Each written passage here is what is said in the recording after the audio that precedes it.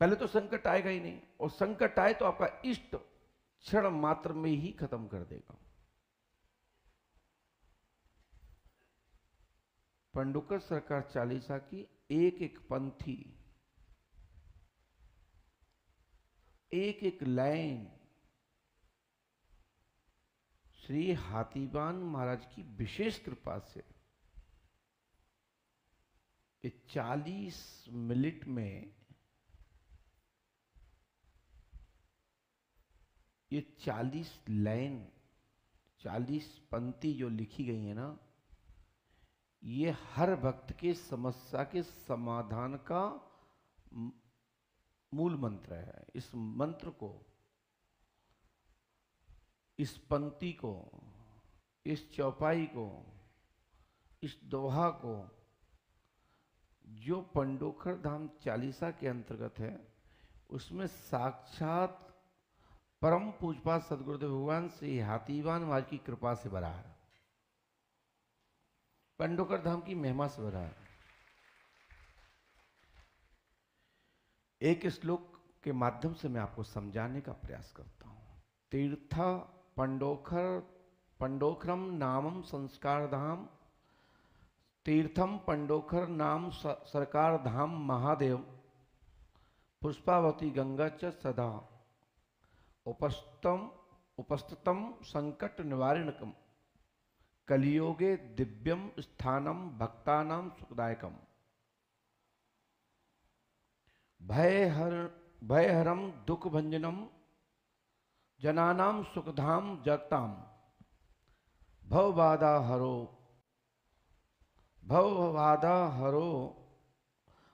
भववादम हरो पूरे ते सर्व कामना, बुद्धिहीनम मोहिचा पंडोकर सरकार,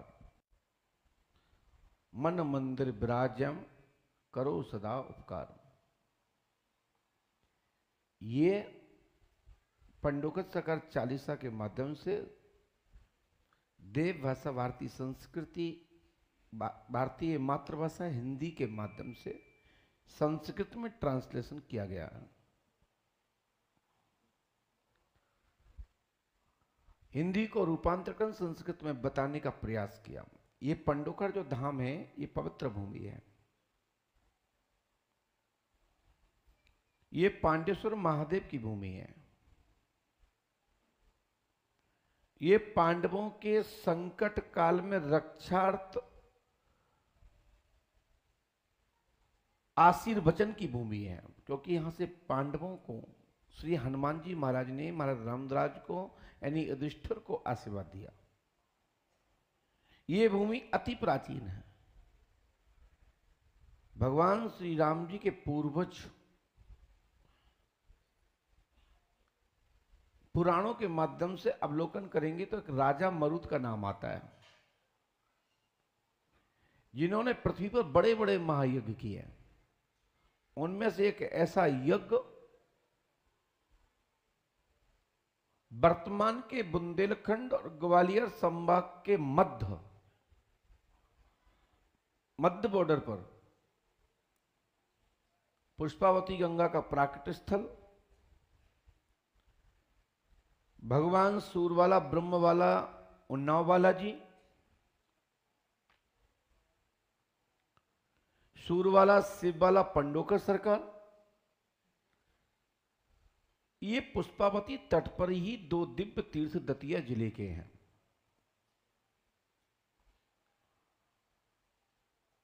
बस पंडोकर में पांडवों ने समय दिया, उन्नाव बालाजी में राजा मरुत ने यज्ञ किया।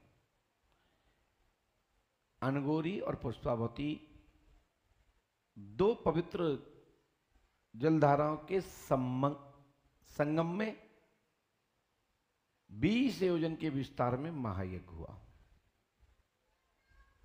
भद्रावती यानी भांडेर के प्रक्षेत्र से ये दो स्थान बीच में लिए गए, उन्नाव और पंडोखर।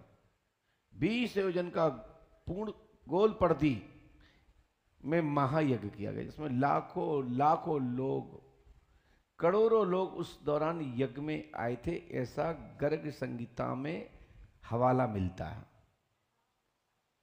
जो गर्गाचार्य ऋषि ने लिखा,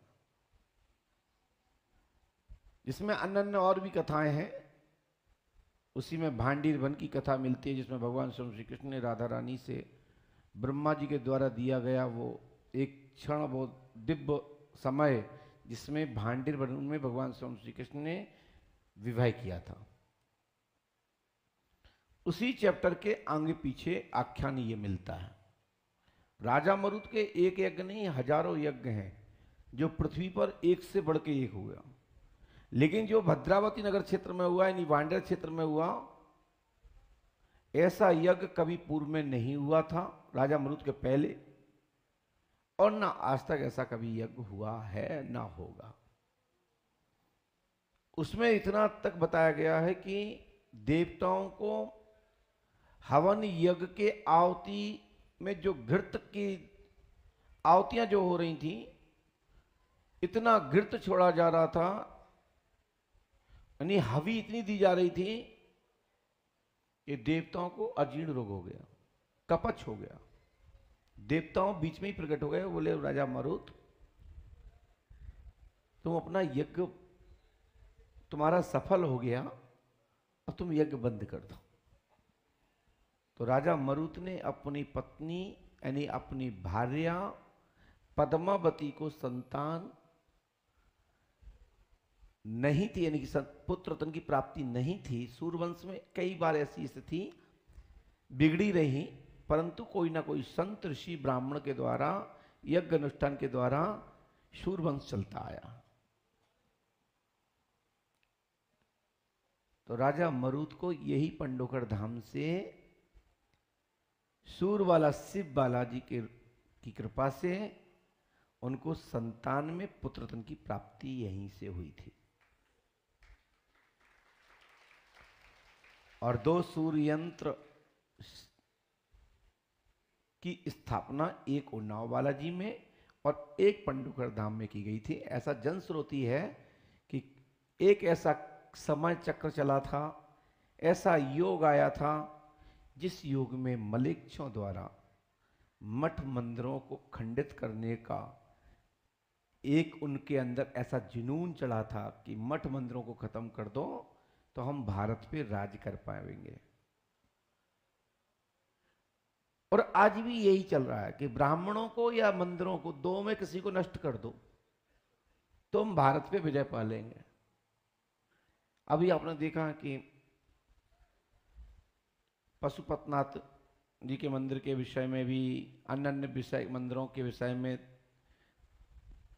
आपके तिरुपति बालाजी सरकार के विषय में आए दिन अनेक घटनाएं सोशल मीडिया पर सुनते आए कि प्रसाद में मिलावटें हो रही हैं। कहीं गाय की चर्बी, कहीं गाय का मांस, क्या क्या नहीं हो रहा।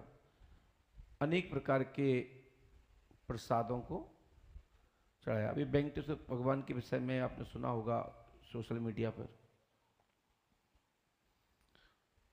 लेकिन ब्राह्मणों के पास वो क्षमता है कलयुग में, जो कर्मकांडी हैं, वेद पाठी हैं, पुराणिक हैं, वेदोक्त हैं, उनकी मंत्रों में वो व्यवस्था है कि मंदिरों को पुनः अभिषेक कर पवित्र कर लेते हैं और वो पवित्र भूमि बना लेते हैं। प्रयास तो कई बार किए जाते हैं कि किसी प्रकार से धर्म नष्ट हो, लेकिन ये कलयुग है, कलयुग में धर्म की महिमा बहुत गाई गई है।